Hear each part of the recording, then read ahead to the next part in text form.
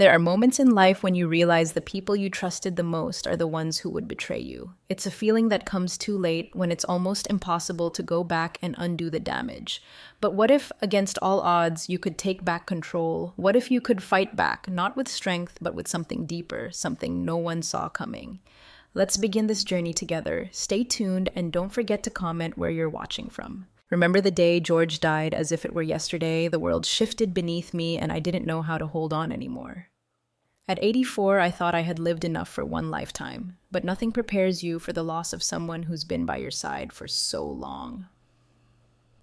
Years ago, he was taken from me, and since then, my world has been a dull echo of what it once was. I've been living with Ethan ever since my only son. I always thought I'd grow old in the house George and I built together, surrounded by memories, but that was before Alzheimer's began its slow, insidious march through my mind. It started small, just a forgotten name or a misplaced key. But over time, it became harder to hide. I knew it was coming, and so did Ethan. At first, he was so kind, he helped me with things around the house, bringing me tea in the mornings, walking with me when my legs grew weak. I thought things might be okay, that we'd find a way through this new chapter together. But as the disease tightened its grip, something shifted in Ethan. His patience started to fray. The kind smiles turned into exasperated sighs. "Mom, you can't even remember where you put your glasses." His voice would snap, and I'd feel a wave of shame.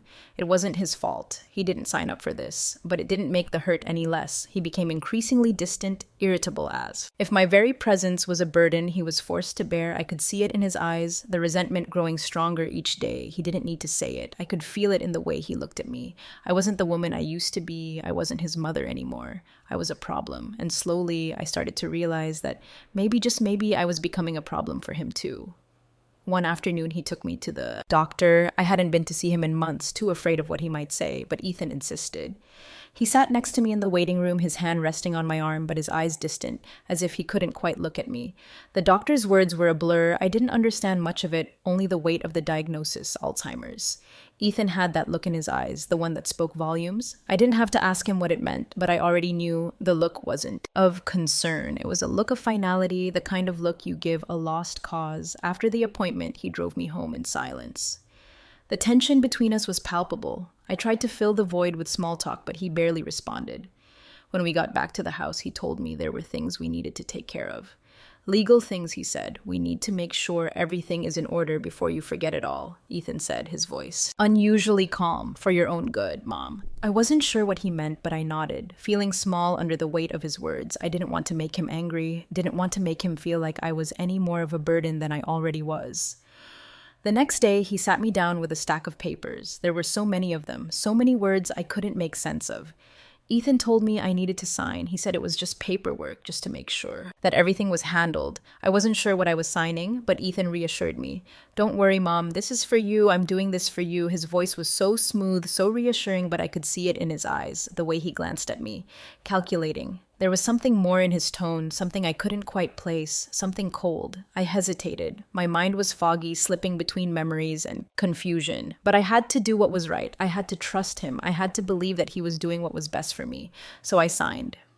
The weight of the pen in my hand felt heavier than I expected, but I didn't question it. Not then. I just signed. Feeling a strange emptiness spread through me. Something told me I was making a mistake, but I couldn't grasp why. I didn't know how to stop. When I finished, Ethan smiled that same smile, the one that didn't quite reach his eyes. "Good," he said. "I'm glad you're on board, Mom." And just like that, I felt the last thread of trust between us snap. The moment I signed those papers, something inside me shifted, but it was too late. Ethan had already taken control, and I was left with nothing but the echoes of my own confusion. I don't know when it happened. When the warmth in Ethan's eyes, the kindness in his voice faded into something colder, sharper, but I felt it, I saw it, and I couldn't stop it. The man I had trusted, the son I had raised with love, was becoming a stranger to me. After I signed those papers that felt like a quiet surrender, Ethan's transformation became brutally apparent. At first it was small things, a comment here or there, but soon the cracks began to show. He would catch me forgetting something. My keys, a name, a date, and he'd laugh, but not in a way that made me feel like it was okay. No, it was a laugh, filled with mockery. "Really? Mom can't even remember that. You're useless. He'd say the words, cutting deeper than I expected. Each time I felt smaller, less than the woman I once was, less than his mother. And then there were the days when he would outright humiliate me, in front of strangers, in front of family, in front of Rebecca. I don't know why you even bothered trying, he said one day, his voice icy as I struggled to remember where I'd put the laundry basket. You're incapable of doing anything right. You can't even care for yourself anymore. I didn't know how to respond. I just stood there shaking my mind, scattered with fragments of thoughts. I was trying. I really was. I was doing my best to stay active to help. But it was like every little effort was met with scorn, and Ethan wasn't alone in this. Rebecca, my daughter, who had always been my little light, never stood up for me. She visited, but she barely acknowledged what was happening. She'd nod, tell me I needed to accept things, and then walk away, leaving me with the heavy silence of what was really happening. I could see it in her eyes, too. The same indifference I saw in Ethan's, the same quiet acceptance of the way he treated me. I couldn't understand it. I used to be everything to her. Now, I was just someone she tolerated. It felt like I was invisible. One morning, after I had spent the better part of an hour trying to remember how to work the dishwasher, Ethan came into the kitchen and found me in the middle of my struggle, his face twisted with frustration. "You're a mess," he snapped. "I don't know why I even let you try." I froze, my heart pounding in my chest. I wasn't asking for his help. I wasn't asking to be treated like this. I just wanted to feel like I mattered, but I didn't. Not anymore. A few days later, things got worse. Ethan told me that he was moving me. He didn't ask, didn't explain, just told me it was for my own good. He led me to a small room in the back of the house, what used to be a guest room, a place that was once filled with laughter and visitors. Now it was cold, bare.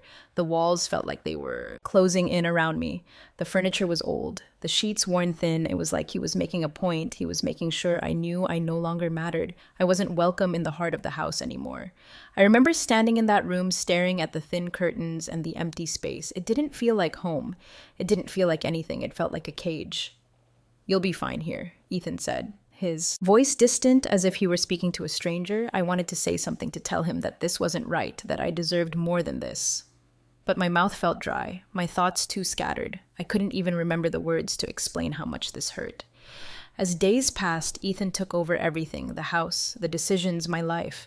Every time I tried to help, to do something, anything, he found a way to make me feel worthless. He'd sigh heavily, roll his eyes, and tell me I was out of touch with reality. "You're crazy, Mom. You can't even keep up with the simplest things. You're useless." He'd mutter loud enough for everyone to hear. It stung. But it also made me wonder, was this happening because of my Alzheimer's, or was it always like this? Was I just seeing Ethan for who he really was now? Someone who resented me I couldn't tell anymore. Mind was slipping, and with it, I couldn't separate my fears from reality. But something deep down told me that Ethan wasn't just a frustrated son. No, there was something darker here, and the disease. It wasn't just my mind that was deteriorating, it was my relationship with him. It was everything. I tried not to cry. Tried not to let it show that I was losing everything, my memory, my dignity, my family, but I couldn't help it. Every day I felt more lost, more like a ghost. I was living in the shadows of my own life, ignored by the people who should have been my greatest allies. Rebecca came by that weekend. She smiled and gave me a hug, but it felt forced. There was no concern in her eyes, no empathy, just distance. "How are you holding up, Mom?" she asked casually, as if this was all just a normal phase. I tried to answer, but the words caught in my throat. I didn't know how to explain. The suffocating feeling that had taken over my life, that no matter how hard I tried, Ethan was slipping away from me, and so was Rebecca. "I'm fine."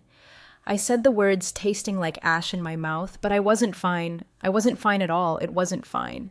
I spent the rest of the day in my small, isolated room, alone with my thoughts, alone with the sharp edges of my memories, the fading pieces of a life I used to recognize, the woman I had been, the mother I had been, felt like she was slipping further and further away. But in that quiet, in that emptiness, something stirred, a quiet spark of defiance. I wasn't sure how or when, but I knew I wasn't going to let this be my ending. Not like this.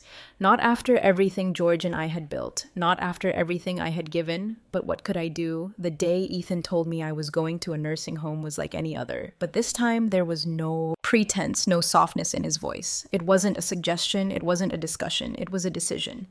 He told me it was for my own good, that I'd be better off somewhere I could get proper care, that I wouldn't be such a burden. He didn't ask how I felt about it. He didn't care. He just told me to pack a bag, and that's what I did. I could feel the numbness taking over my mind, swirling in confusion as I tried to process what was happening. It was all happening too fast. The house I once called home was slipping away piece by piece, the man who was supposed to care for me.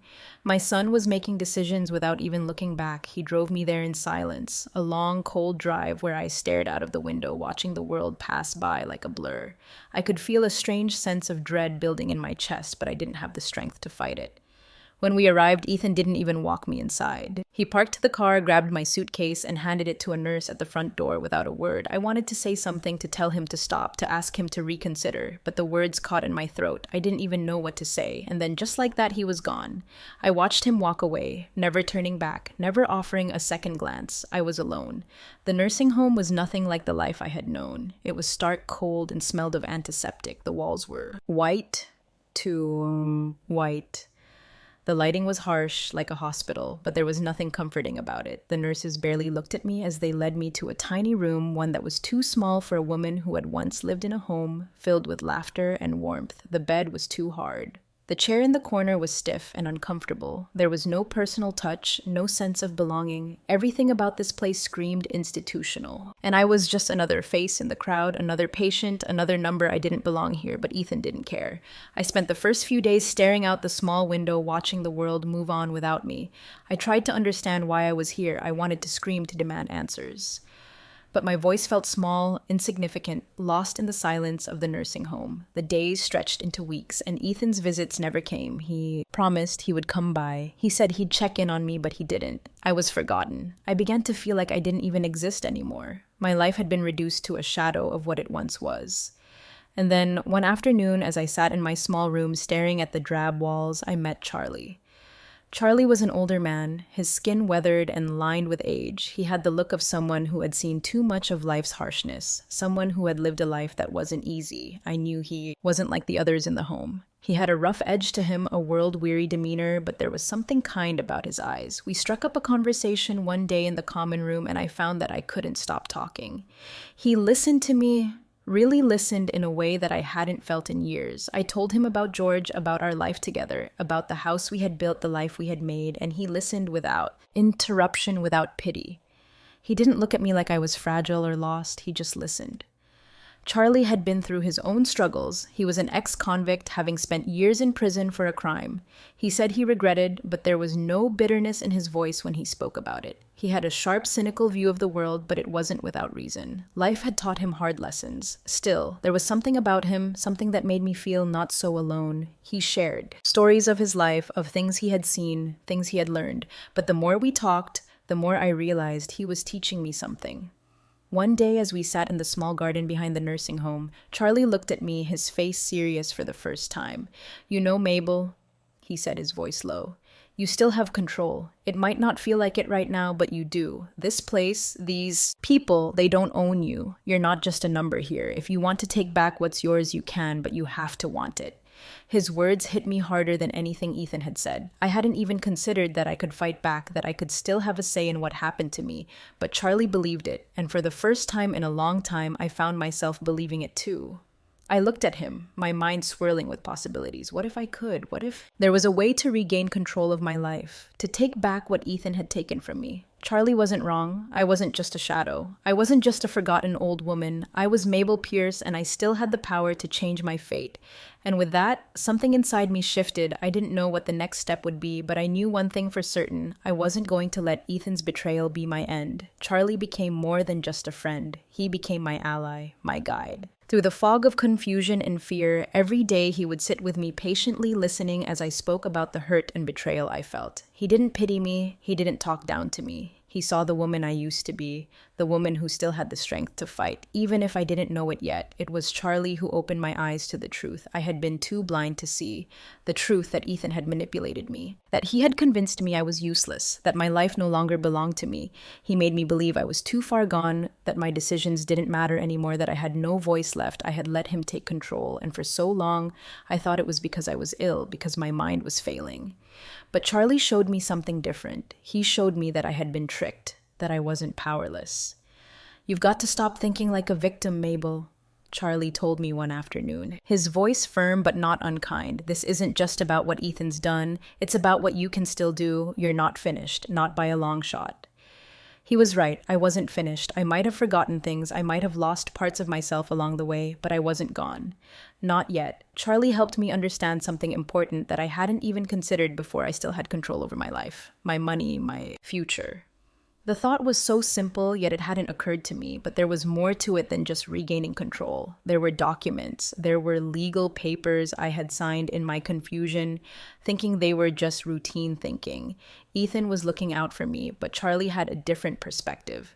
He spoke about testaments, wills, and how they could be altered, changed, and how they were often manipulated by those with ill intentions. "You've got more power than you think," Charlie said.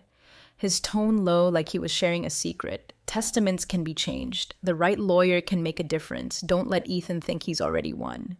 It was the first time in months that I felt a flicker of hope. Maybe I could take back what I had lost. Maybe I could reclaim my independence, my dignity, but the road ahead wouldn't be easy. I had to be careful. Ethan and David Lane were powerful, and they had manipulated me once I couldn't let them do it again. In one of our long conversations as we sat in the small garden behind the nursing home, something inside me started to stir. Memories I hadn't thought about in years began to surface.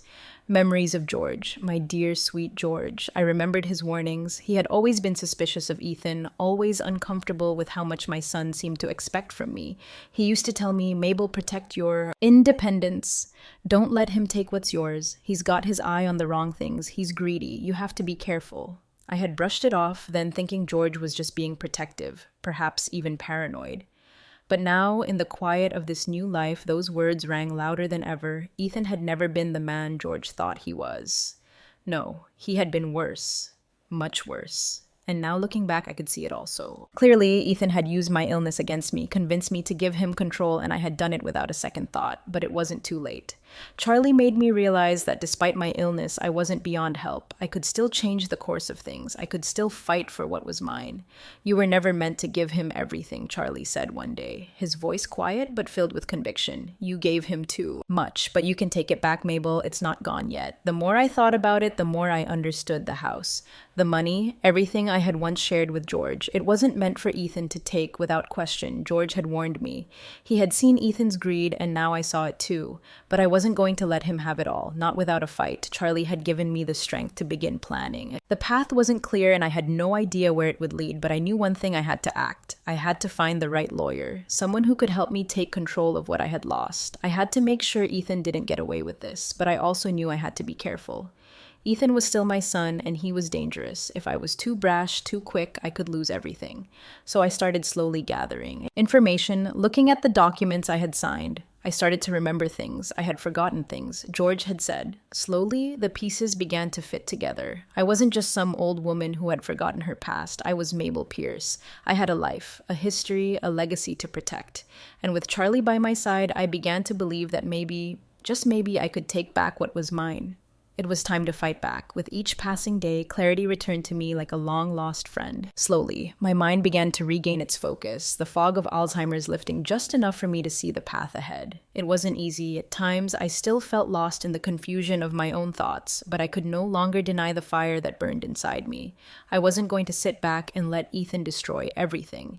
George and I had worked for. Charlie had given me the tools to fight back. He helped me understand that I still had options, that there were people who could help me find my way out of this nightmare. It started with a phone call, a new lawyer, someone I could trust. We met in a small, dimly lit office downtown. The lawyer, a sharp woman named Linda, listened as I explained the situation. She was professional, kind, and most importantly, she believed in me. As we went through the documents I had signed with Ethan, the truth began to unravel. Every piece of paper, every signature was a step toward my own betrayal. Ethan had manipulated me into transferring everything into his name, while I was none the wiser. But now with Linda's help, I was starting to see the cracks in his plan. Charlie had been invaluable too. He helped me remember things George had said in the years before his death. Conversations that had seemed so trivial back then, warnings George had given me about Ethan's greed and his intentions to control everything. George had told me to be careful, that I needed to protect my assets. I'd never listened closely enough, always thinking it was just his protective instincts as a husband.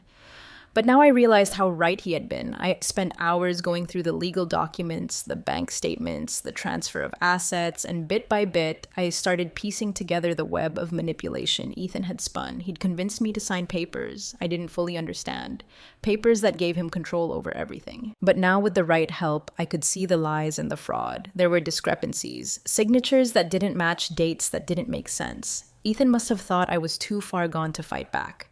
He didn't realize that despite the disease, I still had a spark of the woman I once was, a woman who wouldn't stand for being treated like this. As I dug deeper, I found something even more troubling. David Lane, the lawyer who had helped Ethan with all the legalities, wasn't just an innocent bystander.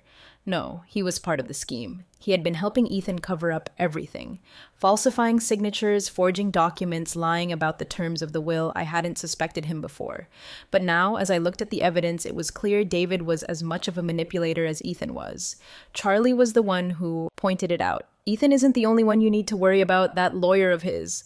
David Lane, he's dirty. He's been covering up too much for too long. You need to dig into him. The more I uncovered, the more I realized just how deep the deceit went. David had thought I wouldn't notice. He thought that because I was aging and struggling with my memory, I would just let everything slide. But he was wrong. The day I finally confronted Ethan was one I will never forget. He walked into my room with that same smug expression he had worn for the past few months, believing that I was completely under his thumb. But he wasn't expecting the woman he had once known to be gone, replaced by someone who had a plan. "You're being cruel, Mom," Ethan said, his voice rising with frustration. "I'm the one who's been taking care of you. You think I'm doing this for me? I'm trying to help you." I let him talk, let him spew his lies, but inside I was already making my move. I wasn't afraid of him anymore. His threats didn't scare me. "I know exactly what you've been doing, Ethan," I said, my voice calm but firm. "You've manipulated me, you've lied to me, and I'm not going to let it continue." Ethan froze, his face drained of color. For the first time, I saw the panic in his eyes. He hadn't expected me to fight back. He hadn't expected me to wake up from the haze he had created. "I have the documents, Ethan," I continued. "The fraud, the forged signatures. I have everything I need to take this to court. You won't get away with this." His reaction was immediate. Anger flared in his eyes and his fists clenched. "You're making a huge mistake," he spat. "You're going to regret this." But I wasn't afraid. I wasn't the helpless old woman he thought I was. With Linda's help, I was going to take back what was mine. Charlie had helped me see what needed to be done. And now I was ready to act. I wasn't just taking back the house, the company, the money. I was taking back my dignity. I wasn't going to let Ethan or David control my life any longer. As the days passed, I gathered more evidence, more proof of the deceit. The legal team was on my side, working tirelessly to expose Ethan and David for what they were. I had everything I needed, the testaments, the documents, the forged signatures, all neatly compiled and ready for the confrontation I had been preparing for. The weight of what I had uncovered had been heavy on my shoulders. But now I was ready. I was finally going to take control of my life again. Ethan thought I was weak. He thought I was just a confused old woman who wouldn't remember her own name, let alone the deception he had woven around me. For months, he'd manipulated me, twisted my trust into submission, but now I had proof and I wasn't afraid anymore. I asked him to come over one afternoon. I kept my tone calm, controlled. Nothing about this was going to be rushed. He walked into my room like he owned the place, his usual air of superiority hanging over him. He still thought he had the upper hand. He still thought I was broken. "Mom, you wanted to see me?" he asked, his voice a little too smooth, as if he didn't want to reveal the growing discomfort I could see in his eyes. "Yes," I said, standing up. And meeting his gaze, "I have something to show you." I wasn't going to let him make me feel small. I wasn't going to cower under his gaze anymore. I walked over to the desk and pulled out the new will, the one I had worked with my lawyer to draft.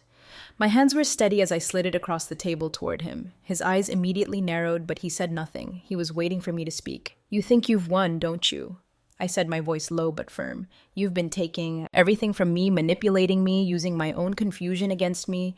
Ethan stood there quiet, but I could see his hands trembling slightly. He thought I was still lost. He thought I was still vulnerable. But this time I wasn't going to back down. I wasn't going to let him hide behind his lies any longer. "I've seen everything, Ethan." I continued, my voice stronger now. "The forged signatures, the lies, the manipulation. You thought I was too sick to remember, too far gone to notice what you were doing, but I remember more than you think. I took a deep breath and slid the New Testament across to him, the one that reversed all of his fraudulent actions. His eyes went wide, his confident demeanor cracked. He picked up the document, his hands shaking slightly as he read the words on the paper, his face palled with each line. He read, and it was as if the air was sucked from the room. The man who had once been so sure of himself now stood in front of me, suddenly aware that the ground he thought he stood on was crumbling beneath him. "You can't be serious," Ethan finally muttered, his voice faltering. "You're the one who's not serious, Ethan," I said, my voice cold. "You've been playing me for a fool, and I'm done being your pawn." The silence between us was thick with tension. Ethan's eyes flickered between the New Testament and me, a deep, unsettling realization settling in. He had been caught. There was no way out now. "You're wrong," he snapped, trying to regain some semblance of control. "I'm doing all of this for you. You don't understand. I'm just trying to help you." "Mom, everything I've done is for your own good, but I wasn't buying it. Not anymore." "Stop lying," I said, my voice quiet but cutting. "You didn't do any of this for me. You did it for yourself. You wanted everything, my money, my home, my life. And now you're not going to get away with it. I know what you did, and I'm taking it all back." Ethan took a step back as if the words themselves had physically knocked him. His eyes darted around the room like he was looking for an escape, but he couldn't find one. I didn't mean for it to go this far," he muttered, his voice breaking. "You don't know what it's been like for me. I've been trying to take care of you, trying to help." His words were hollow. His tone, once so confident, was now filled with desperation. He could no longer hide behind his facade of care. Not when I had the truth in my hands. David Lane, the lawyer who had helped him, had no place left to hide. Either I knew he was just as guilty as Ethan, I knew that as soon. As Ethan's manipulation began to unravel, David would be next in line for exposure.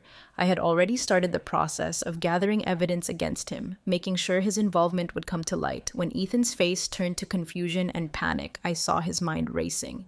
"You can't do this," he said, voice shaking. "You'll regret it. You don't know what you're doing." I stood my ground. "I know exactly what I'm doing, and you're not going to control me anymore." Ethan's world crumbled right before him. The humiliation was unmistakable. He realized with a sinking heart that the power he thought he had was slipping away. It wasn't just about money anymore. It wasn't even about the inheritance. It was about control. It was about reclaiming my life, my dignity, and no matter how much he begged, no matter how much he tried to intimidate me, there was no turning back. David Lane, realizing his own role in this scheme was about to be exposed, tried to distance himself from Ethan, but it was too late.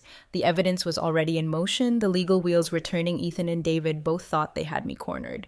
But they hadn't accounted for my resilience, for the strength I still had inside. "I'm done with you, Ethan." I said the words final. "You've lost now. You'll pay for what you've done." As I watched him walk out, his head hung low, I couldn't help but feel a small sense of triumph. The tables had turned. The game was mine to play now. In the days following my confrontation with Ethan, a strange sense of clarity settled over me. I had taken control not just of the inheritance, but of my life. I had reclaimed something that had been slipping away from me for so long. And the more I stepped into that newfound power, the more it seemed to fuel me. The legal documents were in my favor. The new will was in place. And I had a team of lawyers working tirelessly to expose Ethan and David for their manipulations.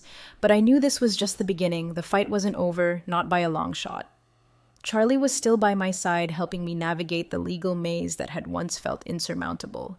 He was more than a friend now. He was my ally, my mentor in this fight for justice. Together, we sifted through the evidence, connecting the dots of Ethan and David's fraudulent schemes. With each passing day, the web of lies they had spun unraveled, more exposing the depths of their greed. The investigation was slow, methodical, and it would take time to gather everything we needed. But now, with new legal counsel and unwavering determination, I felt like I had the upper hand. For the first time in years, I wasn't afraid to face Ethan. He thought he had me cornered. He thought I was a victim, someone who could be manipulated and ignored. But now I was the one pulling the strings. Ethan, of course, wasn't going down without a fight. Humiliated by our last confrontation, he retreated into his old tricks, manipulating others, trying to twist the narrative in his favor. He began turning to other members of the family, trying to convince them that I was losing my mind, that I was being cruel and vindictive in my actions. He painted himself as the long-suffering son, the one who had been doing what was best for me, while I fought back against the good he was trying to do. But those who had once sided with him were starting to see through his act. Rebecca, my daughter, was the first to waver. She had always been hesitant, always unsure of where her loyalty should lie. But after hearing the truth, after seeing the evidence of Ethan's deceit, she began to distance herself from him. I could see the guilt in her eyes when we spoke.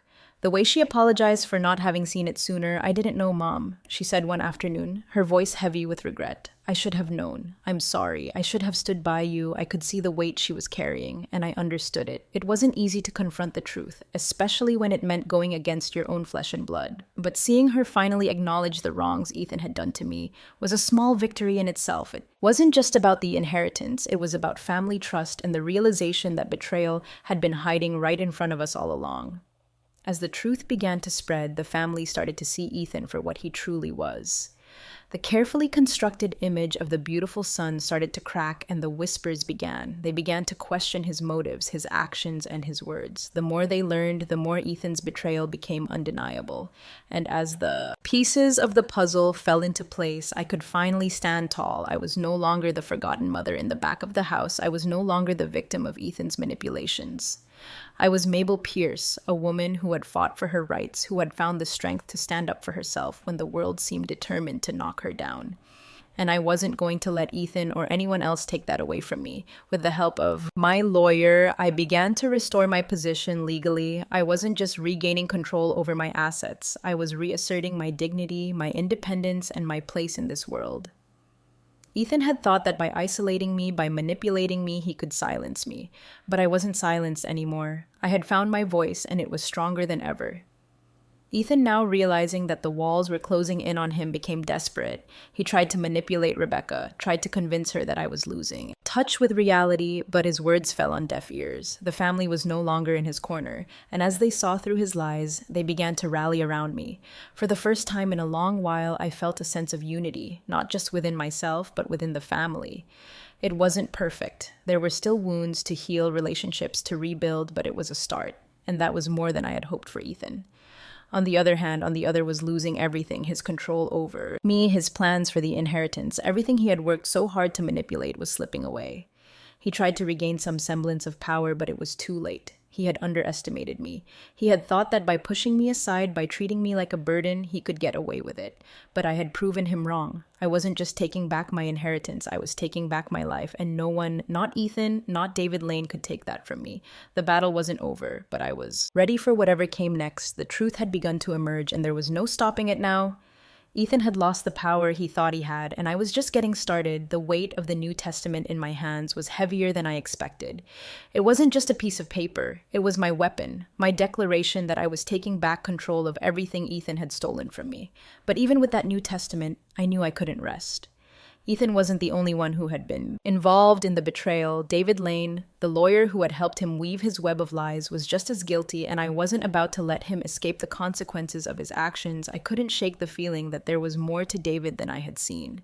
I knew that he had helped Ethan manipulate me, but I couldn't help wondering if there was a history behind him, something more sinister than I had first imagined. It was time to dig deeper. With Charlie's help, I began researching David, looking for any connections, any past mistakes that might give me leverage. What I found shocked me. David. Lane wasn't just a corrupt lawyer helping a greedy son. He had a long history of fraudulent behavior. His name appeared in several cases of financial misconduct and legal corruption that had been buried, swept under the rug by clever manipulation and powerful connections. Over the years, he had managed to dodge any serious consequences, covering up his crimes, quietly erasing any traces of his wrongdoings. But nothing stays hidden forever, especially not when someone is determined to uncover the truth. I couldn't believe it at first, but the more I dug, the more I found he had been involved in multiple fraudulent cases, using his position to manipulate wills, embezzle money, and cheat people out of their inheritances. It wasn't just me that he had taken advantage of. It was countless others, their voices silenced by his carefully crafted lies. I had been just one in a long line of victims, but I wasn't going to be silenced, not anymore. I wasn't just fighting for my inheritance. I was fighting to make sure David and Ethan couldn't hurt anyone else. With Charlie at my side, I began gathering evidence against David. We approached the right authorities knowing that this wasn't going to be easy, but that it had to be done. It was the only way to ensure that Ethan and David would face the consequences of their actions. Charlie was invaluable during this time. His experience, his knowledge of people who operated in the shadows gave me the tools I needed to build a case. We started compiling everything, old court records, testimonies from people who had been wronged by David, financial documents that proved the extent of his manipulations. Each piece of evidence brought us closer to exposing him for who he truly was. But it wasn't just about the legal battle, it was about taking back the power they had stolen from me. I had spent too long feeling helpless, too long letting them control my life. But now, with every piece of evidence I uncovered, I could feel the balance shifting in my favor. Meanwhile, Ethan was growing more desperate by the day. His pride had been shattered by my confrontation, and he could sense that. The walls were closing in. He tried to manipulate other members of the family again, spreading lies about me, making up excuses for his actions. But it was clear the support he once had was slipping away. His desperation made him more reckless, and as the truth began to emerge, he was losing more ground with every passing day. Rebecca, too, was coming around. It wasn't easy for her. She had spent so long torn between loyalty to her brother and the realization of what he had done to me. But now, as the evidence against him mounted, she couldn't deny the truth any longer. Slowly but surely, I could see her start to distance herself from Ethan, the guilt she had carried for so long was starting to lift, and she was beginning to understand that her support needed to lie with the truth, not with the person who had betrayed us both. In many ways, the battle for my inheritance had become a battle for my family. I wasn't just fighting for money or property anymore. I was fighting to restore the bonds that had been broken, to prove to Rebecca that she didn't need to carry the weight of her brother's lies, to show her that in the end, family isn't about blind loyalty, it's about honesty, trust, and standing up for what's right. David, meanwhile, was starting to feel the pressure. The authorities had begun their investigations, and it was only a matter of time before his past caught up with him. He had thought he could walk away unscathed, but now he could see that there were people who weren't going to let him get away with his crimes. He was isolated, cornered. His connections were no longer enough to protect him. The more I exposed, the more I manipulated the situations to my advantage. Every new piece of evidence was another nail in Ethan and David's coffins. They hadn't expected me to be a threat. They hadn't expected me to rise from the ashes, to fight back when they thought I had nothing left. But I had learned from George's warnings and from everything I had been through that the real power lies in not giving up. Even when the world wants to push you down, I wasn't going to stop. Not until both Ethan and David paid for their betrayal. The final pieces were falling into place. The truth was out there, and the people who had tried to silence me, who had taken advantage of my vulnerability, were going to answer for what they had done. And for the first time in years, I could breathe freely again, knowing that justice was finally within reach. The tension between Ethan and me had been building for months. Each day, a step closer to the inevitable. I had played my hand carefully, each move calculated, but now it was time for the final blow. I had gathered all the pieces, and I wasn't about to let him get away with the mess he'd made of my life. The truth was out, and I wasn't hiding from it anymore. It all came to a head during a family meeting, one Ethan had insisted on, convinced he could still manipulate everyone into thinking he was the victim. He had convinced himself that I was just a confused old woman, someone to be pied. But today, he would see just how wrong he was. Rebecca, my daughter, had been torn. For so long, I knew that I could see the guilt in her eyes, the way she had tried to stay neutral for as long as she could, but the truth had a way of finding its way to the surface, no matter how hard you tried to bury it. And when Rebecca finally saw the evidence, when she saw the extent of Ethan and David's betrayal, her loyalty shifted. She knew deep down that I was right all along. I'm with you, Mom, she said quietly, her voice thick. With emotion, her eyes filled with regret for not realizing sooner. I should have listened. Her words were like a breath of fresh air. It wasn't just the legal victory I was after, it was the emotional victory. To have my daughter standing by my side again, truly standing by me, was something I hadn't even dared hope for the day of the meeting. Ethan arrived early, full of his usual arrogance, expecting to once again manipulate the situation in his favor. He sat across from me, his gaze cold, calculating. He was still holding on to the belief that he could control the narrative, that he could make everyone see him as the good son, the one who had been doing all of this for my own good. Mom, you've got to stop this, Ethan began, trying to put on his most sympathetic tone, his eyes scanning the room for any signs of weakness. You're making a huge mistake. I've been taking care of you. You've never had to worry about anything. All I've done is for you. I couldn't even look at him without seeing the lies, without seeing the years of manipulation he had put me through. The words he was speaking now were the same ones he had been saying for months, but they were falling flat. I wasn't listening anymore. It was time to end this. Once and for all, I stood up calm and steady, the papers I had been carefully organizing placed firmly in my hands. The silence in the room was deafening, and I could feel all eyes on me waiting. "I know exactly what you've done, Ethan," I said, my voice strong, unwavering. "I know about the fraud, the forged documents, the way you've been manipulating me and the family for months. You've taken advantage of my illness, and you've lied, cheated, and stolen everything you could from me." Ethan's face shifted, the mask slipping, replaced by panic. "What are you talking about? You don't know what you're saying." "I know exactly what I'm saying," I replied, stepping forward, letting the weight of the truth sink in. I pulled out the evidence documents, contracts, letters, all the proof I had gathered. "You've been planning this from the start, you and David Lane. This wasn't about caring for me. This was about taking everything I worked for. You wanted my house, my business, my money, and you thought I wouldn't remember that. I wouldn't see through your lies." The room was still, and for a moment I thought Ethan might crumble. His arrogance had turned into fear. He looked around, searching for support, but there was none. His eyes flickered to Rebecca as if pleading with her, but she wasn't looking at him the way she used to. She wasn't the daughter who blindly believed him anymore. She was the woman who had seen the truth, and the truth was that Ethan had betrayed us both. "No," Ethan said, his voice trembling. "No, you don't understand. I was doing what was best for you. All I've done is for you. You're wrong. You're wrong." His voice grew louder, more frantic, but I stood firm. I wasn't backing down. "Stop," I said, cutting him off. "You don't get to lie to me anymore. You don't get to manipulate anyone in this family again. You lost Ethan. The truth is out." I turned to Rebecca, her face pale with emotion. "You don't have to stand by him anymore," I said softly. "You don't have to feel guilty for not seeing it before. This is his doing, and now it's over."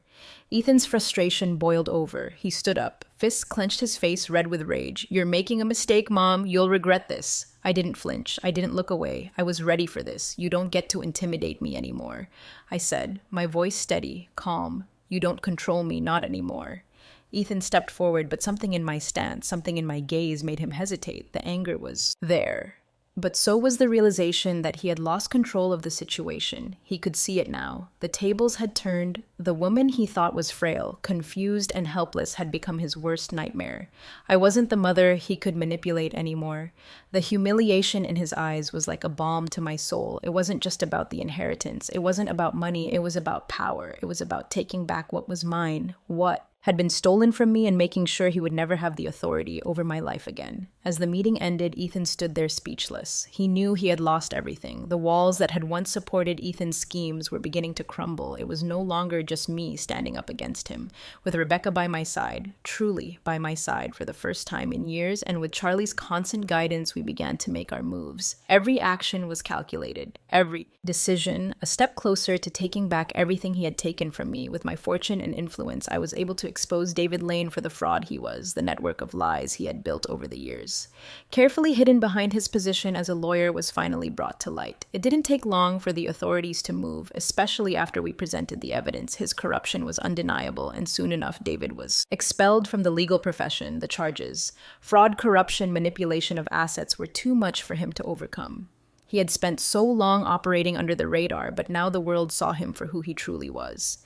As for Ethan, his fall was just as swift. The moment the truth about his manipulation became clear, he lost all his allies. The family, once afraid of confronting him, now saw him for the selfish, manipulative man he had always been. His support evaporated, and as his disgrace became public, he was expelled from the inheritance, the wealth, the property. Everything that had once been in his hands was redistributed. It wasn't for him anymore. It was for the family, for charity, and for those who had been hurt by his greed. I had thought about this moment for so long. I had dreamed about what I would do, what I would say when the time came, but nothing could prepare me for the final confrontation. The last time I saw Ethan, it was in the home that we had once shared. The place he had taken over in his pursuit of everything I had worked for, the place that had once been a sanctuary, had become his battleground, and now he was losing. I didn't ask for a meeting. I didn't need to. He came to me as if he still had some sort of claim on me, as if his words could somehow undo the damage he had done. "I never meant for things to go this far, Mom," he said. His voice wavering, he had lost his usual confidence, now replaced by something much darker. Desperation. He was empty. I was just trying to help you. I thought I was doing what was best. His voice cracked, and for a brief moment I could see the same boy I had raised, the boy I had once loved.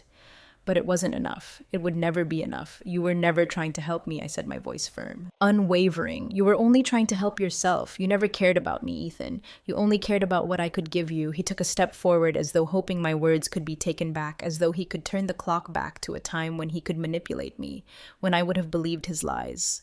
I'm sorry. Okay, I've made mistakes. I'll make it right. Please. He begged, his voice now a whisper. His eyes were wide, desperate. I can fix this. Just please forgive me. It was pathetic. The same man who had used my confusion against me, who had played me for a fool, was now begging for my forgiveness. But I had learned something in this battle for control. I had learned that forgiveness wasn't something he deserved. It wasn't something that could erase what he had done. You don't deserve my forgiveness. I said, my voice colder than it had ever been. You don't deserve anything from me. You've taken everything. My trust, my love, my life, and used it for your own gain. You think you can just say sorry and expect it all to be forgotten. You can't. You've crossed a line. Ethan, and you can't come back from it. He staggered back, his face filled with disbelief. But I wasn't finished. You've lost all of it. The inheritance, the money, the family, everything you thought you had. It's gone, and I'm done. You're done. I felt the weight of the words in my chest, but they felt good. They felt like a finality I had been waiting for. I wasn't just taking back what was mine. I was finally freeing myself from the grip he had held over me for so long. He stood there frozen, as if hoping that I would say something to take it all back, but I couldn't. I had given him every chance. I had loved him, tried to protect him, tried to believe in him, but he had shown me who he really was, and that man didn't deserve a place in my life. I turned away from him, walking towards the door, and when I looked back one last time, I saw him standing there defeated. He had lost everything, and I was done. Goodbye, Ethan. I said, my voice steady. Don't ever come back. The silence in the room after I left felt deafening, but it wasn't a silence of regret. It was a silence of closure. For the first time in years, I felt truly free. Ethan was no longer a part of my life. The man who had manipulated me, who had tried to control me, was gone, and I was finally taking back what was mine. I was done. The battle was over, and I had won. With Ethan and David's downfall complete, Mabel was finally free to embrace the life she had fought so hard to reclaim. No longer trapped in the shadows of her past, she began to take control in every sense. Her inheritance was hers again, and with that came a new sense of purpose. The once sterile walls of the nursing home were replaced by a home that reflected her true self, warm, inviting, and full of life. The fog of confusion from the Alzheimer's seemed to clear a little more each day, and for the first time in years, Mabel felt in control of her destiny. Charlie remained by her side, a loyal friend who had helped her navigate the darkest of times. Together they had built a foundation, a cause that would help the elderly who had been neglected and forgotten just as she once had been. With her restored fortune, Mabel poured her energy into this foundation, offering support to those who had been ignored by their families or cast aside due to age. It wasn't just about money, it was about compassion, empathy, and fighting for those whose voices had been silenced. Mabel also took the time to rebuild her relationship with Rebecca. The rift that had grown between them had finally healed. Rebecca now understood her mother's choices, the strength it took to stand up to Ethan and David. There were no more secrets, no more guilt hanging over them. As mother and daughter, they forged a bond stronger than ever. United not just by blood, but by the shared experience of overcoming betrayal and injustice. Ethan, now a shadow of the man he had once been, no longer had any power over Mabel. The lies he had told, the manipulations he had orchestrated, everything had been exposed. He was left with nothing, stripped of his wealth, his influence, and most of all, his dignity. His attempts to gain sympathy fell on deaf ears as the family saw him for what he truly was. Mabel, however, stood tall, a woman who had taken back her life and in doing so had dismantled the legacy of deceit that Ethan and David had tried to build. As the dust settled, Mabel's life began to take on a new rhythm. She found peace not in the fortune she had recovered, but in the wisdom she had gained through it all. Her experiences became a source of strength, and she used them to help others. Mabel became a respected figure not just for her wealth, but for her resilience, her ability to rise above the circumstances that had nearly broken her. She began giving lectures on topics that had once seemed distant to her, on estate fraud, elder abuse, and empowerment for the elderly. She shared her story with anyone who would listen, determined to make sure that what happened to her wouldn't happen to anyone else. She spoke not from a place of bitterness, but from a place of deep understanding, because she had lived through it, and she had come out the other side stronger than ever. The final scene of Mabel's story unfolded at a charity event, a celebration of everything she had built, standing beside her daughter Rebecca and her loyal friend Charlie. Mabel smiled with pride. Her journey was not just one of survival, but of triumph. She had taken back her life. But more than that, she had built a legacy of giving back, of showing others that no matter the circumstances, you could always rise. In the end, Mabel's greatest victory wasn't the financial restitution or the defeat of Ethan and David. It was the emotional freedom she had gained, the strength she had found in herself, and the way she had transformed her pain into something that would help others. Her story would be remembered not for the injustice she had endured, but for the incredible strength and grace with which she had overcome it. Mabel had become the woman she was always meant to be, a woman who would never be silenced, who would always stand tall, and who would use her story to light the way for others. And in doing so, she had finally found peace. Thanks for listening. Don't forget to subscribe and feel free to share your story in the comments. Your voice matters.